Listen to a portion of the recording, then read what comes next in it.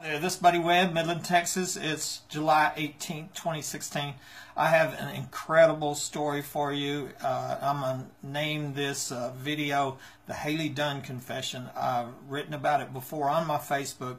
It is truly incredible. I believe I know the name of the person that murdered Hailey Dunn. Hailey Dunn was a 13-year-old Colorado City, Texas cheerleader that disappeared in December 27, 2010, and I consider her the second most famous missing child in America. She was a national news story. All the major networks covered it, and she's only behind John Bonet Ramsey as far as being a famous missing child. And the Colorado City is only about 80 miles from where I'm at in Midland. And some of the things I found in my research is that her mother was a stripper over here, is my understanding, and was into the drug scene. And I'm not sure that's publicized that much, but that's what I was told, and I've got several confirmations from that. Anyways, I have several pieces of evidence. Once again, I don't want, I just want to pass on, what I've seen and let you make up your own mind. But you're really going to find this amazing. Let me turn the camera here. We'll point it at the computer. Hopefully you can see it a little bit. And I got some videos and do a little reading. Hold on. All right, I created a little timeline here. December 27th, 2010, Hailey Dunn is reported missing from Colorado City, Texas. Here's a picture of her right here. It looks like October 24, 2012, News West 9, I believe it was Jen Kastner, did a exclusive report that a woman named Sonia Callahan said that Hailey, she was at a home where Hailey had overdosed, and I'm gonna let you listen to that, and then the news article, and so I'm not repeating it. March 14th, 2013, I emailed the Department of Justice Safe Child Project, and I suggested they come look at my home, find this underground facility that 5 people have told me about, and look for clues into the disappearance of Hailey Dunn. She had been gone 810 days, or around 800 and some odd days. Her remains were found 2 days later on March 16, 2013. It seemed very a huge coincidence. I thought it was really strange and thus nobody come to my home to look. And so on, let's see, June 5th, 2015, I make a video. My YouTube channel is under Buddy Webb. Had over 100,000 views, and one of the video series is called Midland, Texas Tunnels Crime. That's had over 25,000 views. The part 3 video talks about Hailey. I've got it. We're going to listen to a little bit of it here in a minute, and so I made this video, and then a person that I don't know watches this video, and then they contact me on Facebook and on YouTube and tell me that a guy confessed to overdosing Hailey Dunn at a home over in Odessa. It was almost the exact same story as the first woman from 2012. These are 2 totally disconnected people. That was the outline and the short story. I want to get started, and where we'll start here is the News West 9 story. And I got it ready to go here. Of the jailed woman who claims to know what happened to missing Colorado City teen Hailey Dunn. This week, we reported law enforcement agencies are shifting their investigation of Dunn's disappearance to Odessa. Sonia Callahan wrote a letter from jail claiming she saw a young girl who matched Hailey's description. In the letter, she claims this girl was held against her will and drugged in an Odessa home. She wrote that the girl eventually died of an overdose and was dumped behind the Edgar County Coliseum. Investigators searched. All right, so that was the story in 2012, and I didn't think about it until 2016 when a different woman tells me almost the exact story. I created the Tunnels and Crime video part 3 here. My story, a lot of people know, it's incredible. I was shot from the ground 2 weeks after reporting a suspected tunnel to the El Paso and Midland DA who didn't look, and then a group of still secret police were caught sneaking in my home, staging the crime scene of this capital murder attempt. I have a $2,000 reward to anybody that can identify them, and there's no police report saying they're police, but we believe they are. But anyway, that's part of my story. Here's this video, and I'll let you listen to a few minutes of it. During the month he died, somebody kicked their way into this home, a 4th century. And so we had that, and then I'm shot in 2012, on January 28, 2012, and then we have the repeated break-ins. I showed you over and over. It took a whole year. These are all the things we went over. There's people getting in the attic. We think the kids getting in the attic because there's a toy that's that was found up there. But then we have the truckers out back. I showed you some pictures of that. They're showing up. They're not unloading freight, and then they're driving off. And it's happening 24/7. I'm going to show you some more of that. I suspected child sex trafficking. When I put all this together, all of a sudden, Hailey Dunn, she's the 13-year-old Colorado City, Texas cheerleader, disappeared from about 80 miles away from here. There's been sightings in the news for her putting her in Midland, Odessa. So it's not out of the question that there's some kind of link between this area and Hailey Dunn. And there was unreported sightings that I heard on the police scanner myself where people called up and said, hey, this is a Hailey Dunn sighting, and it never made the news. But I heard it on the police scanner by the dispatcher. Also the other things that I know is that because of research, and you can do it yourself on Google, child sex trafficking is the fastest growing crime in America. $32 billion industry. These pimps can make $150,000, $200,000 a year off one of these kids, and then they can use them over and over and over again. They're destroying lives. Suicide rates are going up. STD rates are going up, and all the other crime goes. So if anybody wants to tell you prostitution is a victimless crime is lying to you, because they're victims and they're big money makers, these kids. So putting all this together, I'm like, what if Hailey Dunn is somehow connected with these tunnels, which I believe is used for sex trafficking? I know right 2 weeks before I'm shot, about 2 weeks, I'm in my garage and I'm loading furniture in the back of this pickup truck, and I have this conversation with this person, and I'm telling this person, I know about the tunnels and I've already called the DEA, which I've done, right? Of course, I didn't know the DEA wasn't going to show up. And this person looks at me and says, I'm not a part of a prostitution ring. I didn't say anything about prostitution. I said I knew about the tunnels. That really indicated that it was confirmation to me anyway, and I can't say, oh, this person said that, because they didn't. But that was confirmation to me that these tunnels were being used for prostitution. And I think that's true. If I look at the truckers lining up, it's an ongoing racketeering business, and I've already gave you the facts on child sex trafficking. So then come March 14, 2013, I sat down at my computer and I sent an email to the Department of Justice Safe Child Project. And I'm going to show you that email. I have a print screen of it on my Facebook. I'm going to show you a picture of that email. I sent it to... Okay, I'm gonna stop that right there. And that's all the videos I got. But I wanted to show you the email. This is the actual email sent, and I know it's going to be hard for you to see because it's a video of a picture on the computer screen. But just a few things I'll read to you real quick. Right off the top, I said, I strongly suspect a wealthy and powerful child prostitution ring is operating here in Midland, Texas. I have other information, stories, things that people told me that the reason I believe that. I had seen a little girl at the sleeper cab of an 18-wheeler in the secluded truck unloading lane behind my home one day.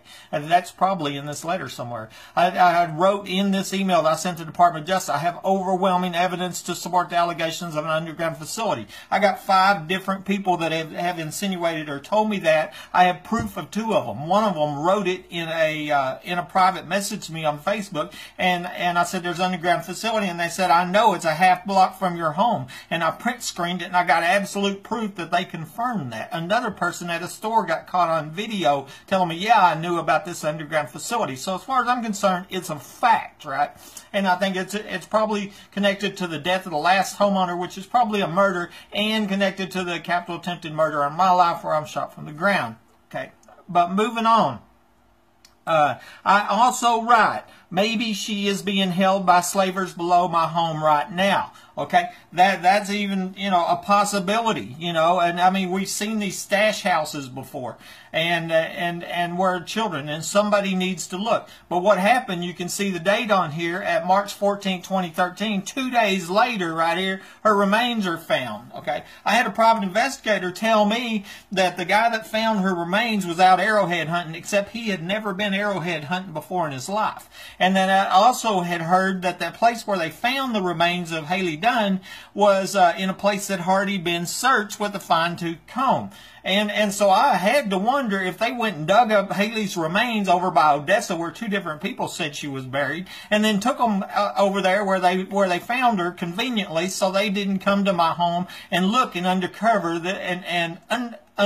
this underground facility that so many people know about. Okay, so this email print screen is on my Facebook. Okay, and so this right here, you can do a search on Google. News West 9 exclusive, sister of jailed woman claiming Hailey Dunn was drugged speaks to News West 9, and this is a bigger article. I spoke with the older sister, Mia Linda Martin. She's on my Facebook. She's over in Abilene. She says she contacted Sonia after earlier this year, and told her that about the other woman that's saying the same thing that she said, and she started crying because somebody finally believed her, because she was telling the truth. She says right here, and this, it says a little bit more. It says, she claims the girl was held against her will and drugged in an Odessa home. She wrote that the girl eventually died of an overdose and was dumped behind the Ector County Coliseum. Okay, and so that was Sonia Callahan, but she was discredited, you know, and that seems real common. Then a woman sees this video right here on Midland, Texas, Tunnel and Crime, and writes me, okay, and contacts me on Facebook, and I blocked out some names to protect her and to protect myself. But I'm going to read this. I don't like reading to you, but I'm going to, so you'll know what it says. And this is a totally different woman, okay? That's not connected to Sonia Callahan. Hey, I just ran across a video you did concerning Hailey Dunn. That little girl is where my entire life changed. My trouble started and my kids got taken away from me. I got her murder confession while working at wherever, which is a drug rehab center. The guy said she was traded by her mother for a drug balance of $135 worth of meth. While she was in the care of the dealers, she flipped out and they shot her up with something. She overdosed and died. The guy who confessed to me said he took her back to her mother and they stuffed her into a box. He described the way they had to bend her and break her to fit. Then they buried her on a ranch outside of Odessa. When I went to my superiors, they brought the guy in and started to question him about his feelings for me, which I thought was odd, and tipped him off to me telling his secret. They told me to shut up and not say a word about it. I went to the Midland police, which sent me to the Odessa police, which sent me to the Midland FBI department. All of a sudden, my sister was found dead in California. My kids were taken away a month later. I don't know for a fact that the confession contributed what I'm battling right now, but I've always thought it really weird that my entire life went upside down since that moment. This guy had affiliations with the Aryan Brotherhood as well as cartel members. In fact, during that time at Turning Point, I was the one who was deciding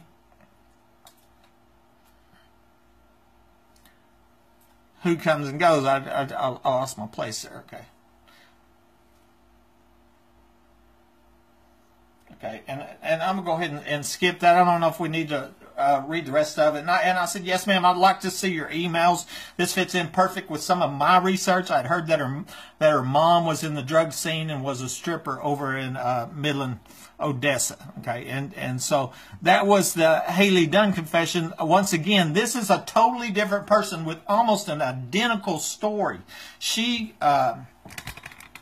sent me the email such as she offered to there, and sent me the name of the person that confessed, and I didn't put his name, and I'm not going to put his name, you know, for privacy reason and my protection, but legitimate police will want to check this. This is a valid lead. I believe this is 100%. I believe the murder of Hailey Dunn is solved as far as I'm concerned. And I am not whatsoever surprised on corruption at all with the Midland Police Department, Midland FBI. Everybody's seen my story and the videos I made. And you know, I mean, I've got a recent video of a phone call with an FBI agent that is telling me on the phone that he's going to shred evidence, irrefutable evidence in a capital murder attempt. And that's posted to my YouTube right now.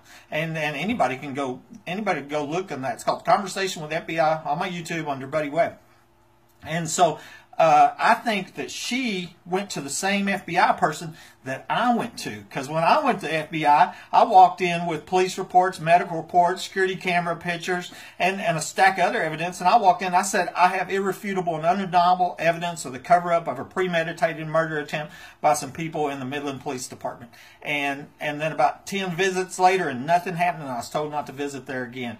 And then recently on that phone call I was talking about, it looked like they deleted that evidence. That's what it sounded like on the phone. He kind of indicated he had no record of me, as if I had never gone down there. And I had taken that and even told that. So anyway, but that's back to my story. I think that Hailey Dunn, here's the last part of that, the last name. And names are not unique, so it might or might not mean anything. But she told me the name, and I thought, wow, that's the same name of that wealthy family that owned a news station and owned a motel chain and owned a mobile home business and just a ton of other businesses. Super wealthy person and, you know, family in town. But you know, who's saying that that's why I wouldn't mention the name, but who's saying, you know, that was related to them and they went and bought off some FBI? I mean, who would ever think that would happen, right?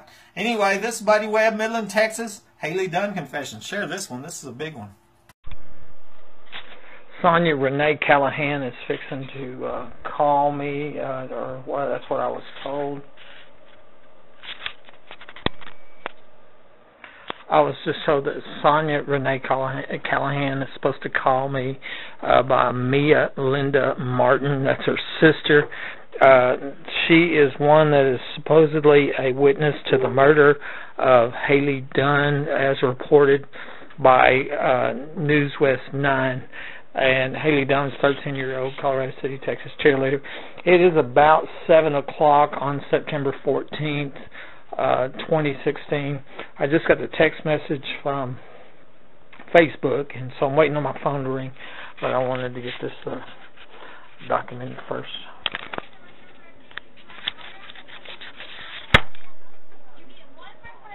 Call it from Sonia, an inmate at a federal prison. This call is being recorded and is subject to monitoring. Hang up to decline the call or to accept. Dial 5 now. If you wish to block any future calls of this nature, dial 7 now. To decline this call, hang up. Hello. Hello, buddy. Yes. Hey, how are you? Oh, pretty good. Is this Renee? Yes, it is, sir. Okay. How are you doing? Oh, That's good. I'm doing pretty good. I was just waiting on your call. Your sister told me that you were going to call, and so... Yeah.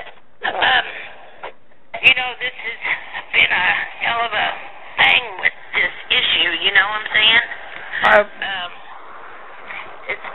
It's been a rough one. Yeah, I mean, I really can't even imagine, you know, you know, I was there at the house, and I seen her, you know, my heart just went down to the floor. What do I do? Either risk mine in her life or mine, you know what I'm saying? Right. You know, and it was just a big deal. But what I'm calling for, you know, I heard that you got shot. Yes, and I was shot inside my home. And that is an incredible story. I mean, it really is. I buy a home in Midland. Yes, I'm from Midland, too. Okay. You know? Well, the previous homeowner of this home, a young guy, died about 2 weeks before I bought the home. And I now I think he was murdered by the same people that later tried to kill me, okay? And so I'm living here a couple years, and I figure out that somebody is breaking into my home, repeatedly breaking into my home. And of course I called the police multiple times, called the Texas Rangers, called the FBI, told my family, friends, co-workers, everything. Anyway, I finally, in 2011, I married a woman that's from Midland, and she's the first person that suggested, she asked me, she says, "You think they're coming from the ground?" And I hadn't thought of that, that somebody had actually put a tunnel under this home. And but the more I thought about it, the more it made sense. And so we were only married 3 months, and we separated. And so I called the DEA, called the El Paso DEA, and then I called the Midland DA, and I reported a suspected smuggling tunnel. Because, see, my home is right directly behind Home Depot, and it's a secluded truck unloading lane there, and I'm seeing these 18-wheelers pull up and in the middle of the night or whatever, stay a little bit and leave. Highly suspicious. Okay, so anyway, I reported the suspected tunnel. The DEA never looked, and 2 weeks later, I'm shot from ground level. A person underneath my home shot me from the floor. This is an incredible story. Okay, so I fall to the ground, and my phone line's disconnected. They tried to kill me in my home. Okay, and so I crawled out, and my security camera took a picture of me, and I got this picture on Facebook, and I mean, I'm a walking, talking miracle. I give God all the credit for me to be alive. Yes. Okay. Okay, this is what I wanted to ask you. Do you know Jackie Thompson? No. Well, you need to look that up. Let me give you about a little bit more of this story. Okay, I crawled out, and then I go to the hospital. They cut the back of my leg off, back of my foot off. Now I'm disabled. When I get out, I find out the cops are saying I'm crazy and I shot myself. What I find on my cameras at my house is 19 minutes after I crawled out, the first 2 secret police showed up. I got pictures of them. I got a video of them. To this day, nobody can tell me who they are. A few hours later, a gang. There was 2 people the first time, and they were in tan uniforms like sheriff department. Okay, I think they were with DPS or sheriff. And then later that night, a group of police, about 5, 6, 7, 8, were caught inside my home, sneaking in, searching drawers, stealing evidence, and staging the crime scene of this capital murder attempt. No police report, and nobody can tell me who they are 4 years later. And I got pictures of them. What they did... Can you send me a picture of them? Yeah, I don't know how to. How do I send you a picture? Well, Mel, go on the internet and look up FMC Carswell Prison, Federal Prison. Okay. And you can send them to me. Okay. Carswell. Okay. And FMC Carswell. Okay. Yeah. Send them to me. Oh, absolutely. See, I don't have a lot of money to talk. You Okay. know, I just had $4 to call. Okay. Okay. Well, let's talk a minute here about Hailey Dunn, okay? And I'll tell you what the deal is. Trucking lane behind my home. I saw a little girl out there one day, and I make a video and put it on YouTube, and I suggested, maybe that this was connected with Hailey Dunn, okay? A woman from Odessa sees my video and contacts me. She was a drug rehab counselor over in Odessa, and one of their clients, one of the drug people, come in, okay, and she wrote me and told me this. I have a document from her, okay, and she told me that this guy told her that he was at a home over in Odessa, and they shot up, Hailey, and Hailey. They shot her up. They shot her up, and she died. And what specifically, he said that it was for $135 worth of meth from the mom. That's why Hailey was there. It was $135 worth of meth, and then she died. So they contacted the mom, and they put her in a box, and they buried her. And she has all these details, okay? And I have the name of that person, okay? Right? But Okay. And then I remembered your story, and when I looked it up, it's almost the exact same story as what she's telling me that guy said. Okay? And what happened? What happened is that when she tried to go to the police and to the FBI, they discredited her story. And she is just got out of college, a degreed professional, and then, of course, once again, you know, the way she wrote it, they ruined her life because she tried to report this as a good citizen should, you know? Yeah. And so we have two people, you and another person, telling the exact same story about what happened to Hailey Dunn. Plus, I have a friend here that she knows my story, and she knows exactly, too, what happened. You know what I'm saying? Okay. But I'm going to name some names off, and you tell me yes or no. Joe, Kroft, David Allison,